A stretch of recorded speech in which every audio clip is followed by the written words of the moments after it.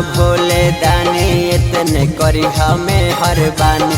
कितना लोग के लिखले बाबा अपना हाथों से कहानी, अपना हाथों से कहानी। सुना सुना भोले दानी करी है इतने में हर बानी।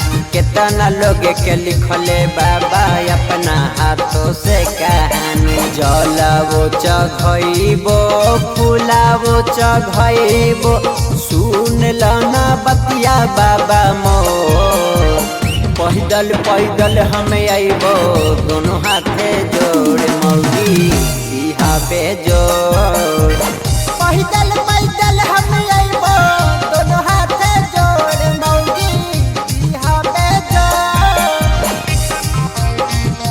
मौगी बिहा बेजोड़। मौगी बिहा बेजोड़। बोली बोली भूतनाथ बाबा की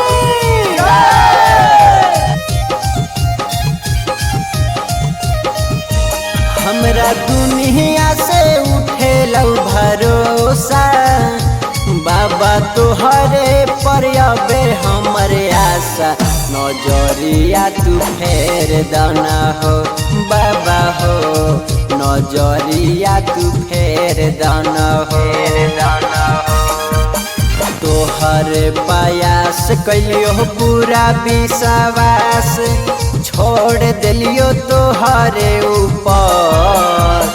पैदल पैदल हम आइबो दोनों हाथे जोड़ मौगी बिहा बेजोड़। पैदल पैदल हम आइबो दोनों हाथे जोड़ मौगी बिहा बेजोड़। पैदल पैदल हम आइबो बिहा बेजोड़। बोली बोली बाबा यो घरदारी की